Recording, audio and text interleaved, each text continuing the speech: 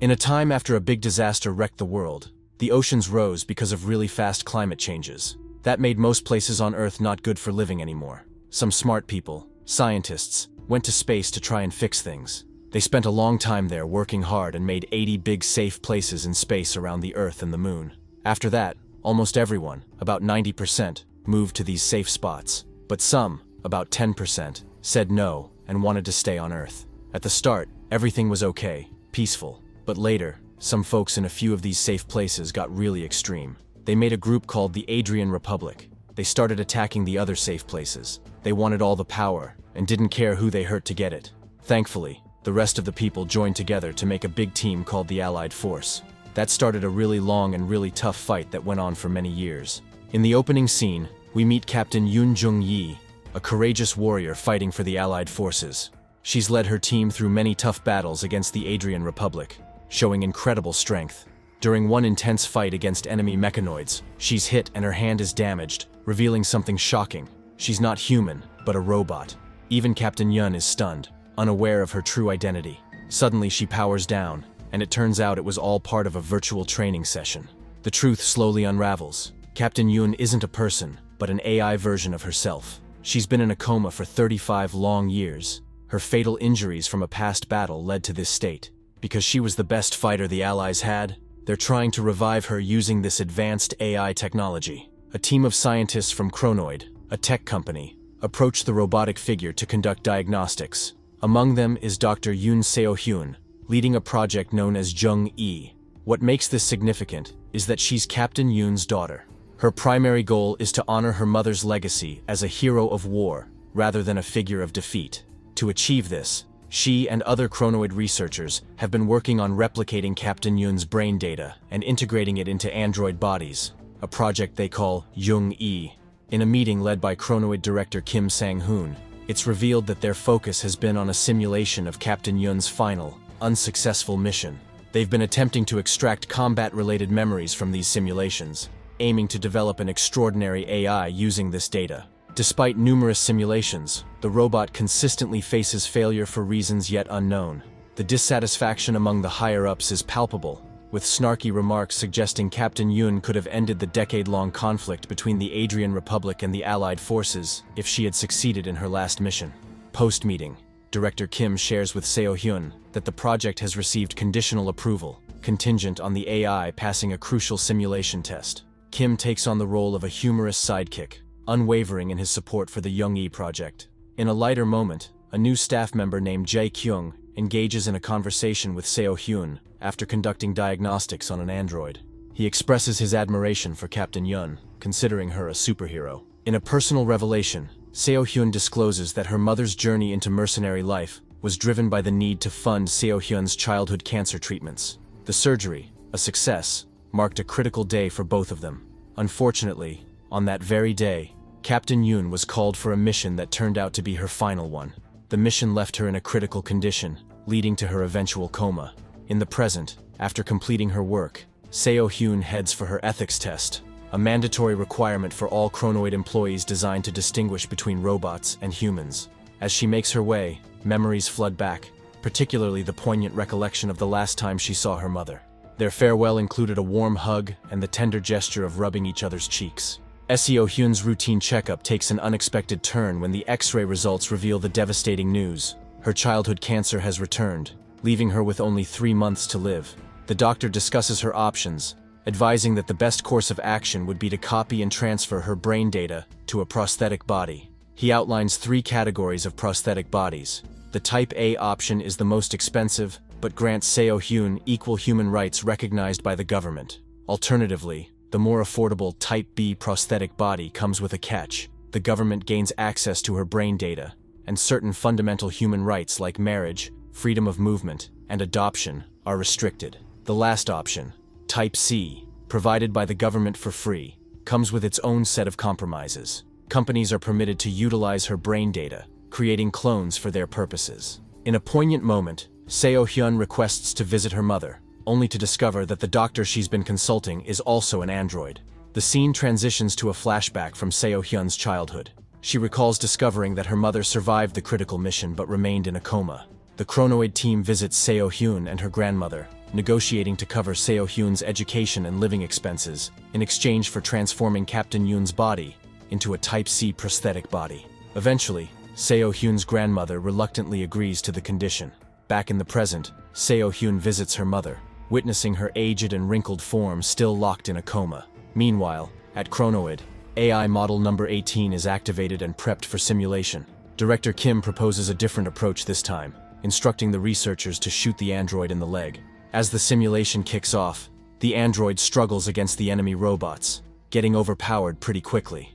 Just when they're about to wrap it up, a whole new part of the robot's brain lights up, glowing yellow. Suddenly, young E fights back fiercely, surprising everyone, especially Kim, who's thrilled by this breakthrough. Excited about the progress, the team heads to Chronoid's main headquarters the next day to share the news with the company chairman. But when they arrive, a new manager from the product development division intercepts them, saying the chairman isn't available. Kim gets mad, wondering why a military-focused company needs a product department. The manager, not bothered by Kim's anger, laughs it off before leaving. Returning to the Chronoid lab after the unsuccessful visit, the young E team finds the newly crafted brains ready for simulation. Inside, a staff member signals Kim about the chairman's waiting in his office. However, as they enter, a stunning twist occurs. Kim suddenly powers down. It's revealed that he's the initial prototype created by the chairman himself. Meanwhile, Seo Hyun shares their groundbreaking progress with the chairman, hoping for approval. But instead of being impressed, the chairman announces the initiation of a peace treaty between the Adrian Republic and the Allied forces, signaling the imminent end of the Civil War. With no further need for combat AI, the manager orders Seo Hyun to stop the Young A project. However, the amassed data from the AI will find new use in household tasks, ensuring the efforts aren't wasted. In a heart-wrenching revelation, the chairman discloses his intention to dismantle Kim once all is resolved. This deeply saddens Seo Hyun, who had devoted nearly her entire life to reviving her mother. The story progresses with the group persisting in the Young A project to give it a proper conclusion. However, during the simulations, Director Kim grows increasingly frustrated as the AI continues to fail at the same time and place. He insists on cutting off an arm to activate the crucial part of the brain, but it doesn't work. Remembering that shooting the AI in the leg had triggered a breakthrough before, Kim resorts to extreme measures. He storms into the laboratory and opens fire on the AI, causing her distressing screams of pain. Seo Hyun, horrified by the sight, reaches a breaking point. Unable to bear it any longer, she takes control of the situation and shuts down the AI. Refusing to reactivate the AI, Seo Hyun faces the wrath of an enraged Kim, who brandishes a gun threateningly at her. A tense confrontation ensues, escalating dangerously. Their conflict, however, is abruptly halted by a staff member who informs Kim of the chairman's waiting. The interruption serves as a temporary reprieve. After this intense encounter, Seo Hyun learns that one of the Young E AIs has gone missing, taken by the new employee Jae Kyung. In haste, she rushes to his room, only to find the AI completely dismantled. Shocked, she covers her mother's robotic body and confronts Jae Kyung. Gasping for air, he reveals that he received orders from headquarters to test the intimate capabilities of the Young E models, potentially making significant profits. Seo Hyun, furious, attempts to choke Jae Kyung. However, a realization hits her. Her mother's brain is of Type C, available for any company or product. This revelation leaves her disheartened amid the chaos. In a chance encounter, Seo Hyun meets Director Kim, both sharing disappointment over the end of the Young E project. Before leaving, Kim informs her about one final simulation test granted to the team. He emphasizes that failure will render all their efforts futile. In the subsequent scene, Seo Hyun enters the AI lab and activates a previously damaged Young E model, resulting in critical damage to herself. Termination seems the most viable option. The AI also acknowledges her fate, preparing for deactivation. However, just before Seo Hyun can shut it down, something unexpected occurs. The yellow part of the brain activates, and the AI, surprisingly, inquires about her daughter. Suddenly exhibiting human-like emotions, the AI recalls memories of seeing her daughter before heading into battle. This revelation brings tears to Seo Hyun's eyes as she shares that her daughter's surgery was successful, and she's now in remission from cancer. The AI expresses immense relief and recollects Seo Hyun gifting her a doll just before the surgery, a touching memory from their past. Seo Hyun, deeply upset by losing the doll, connects the dots and realizes that all the Young E AIs had failed in simulations due to the distraction caused by the doll. Later, she deactivates the robot and engages in an emotional conversation, feeling a profound connection to her mother through this near-perfect brain clone. The following day, before the simulation, Seo-hyun takes charge and sets up the Young-e AI by herself. Once alone in the room, she makes a significant discovery. The yellow part of the AI's brain is actually the memory of her daughter. This revelation clarifies why the AI had been failing in the challenges. Understanding the root cause, Seo-hyun takes a drastic step. Knowing that this memory of her daughter was the reason behind the AI's struggles, she makes the tough decision to delete it permanently, resolving the issue at its core. As the final test commences, a sense of disappointment hangs heavy among the team. As predicted, the AI gets targeted and falls to the ground after being shot, marking another failed simulation. Once the test concludes, Jae-kyung notices an anomaly in this specific AI test result, but Kim disregards his observation, leaving the room dissatisfied, trailed by Seo-hyun. However, suspicions linger in Kim's mind, compelling him to return to the lab for a double check. To his astonishment, it's revealed that the Young-e model hadn't actually been shot. Instead, it had staged its shutdown, feigning deactivation. Kim reacts swiftly, locking down the area and triggering an emergency protocol. Meanwhile, guards escorting the Young-e AI back to her chamber are puzzled by the sudden alarm. Seizing the opportunity, the AI swiftly disarms them and makes a daring escape during the chaos of the emergency lockdown. In response to the escape of Young-e, Kim activates all combat AI prototypes to track and eliminate her.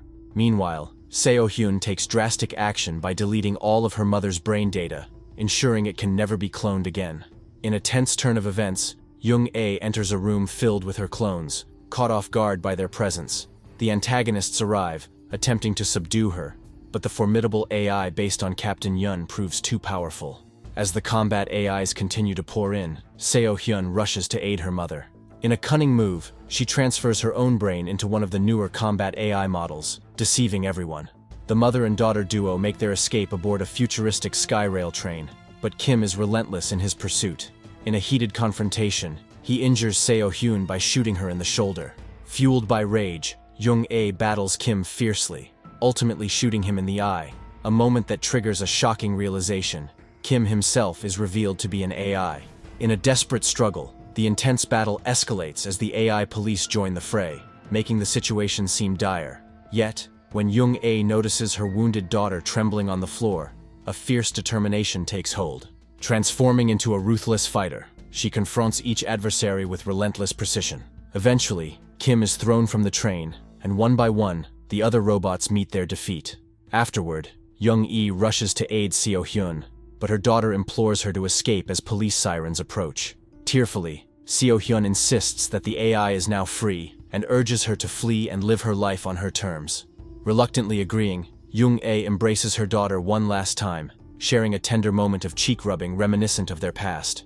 In a touching revelation, it becomes clear that the AI has retained the memory and identity of Captain Yoon Jung-yi. Seo-hyun addresses the AI as mother, bidding her farewell and wishing her luck before she escapes. The movie concludes with Seo-hyun succumbing to her injuries while the AI, now embracing the vastness of a mountainous landscape, gazes out, contemplating the horizon.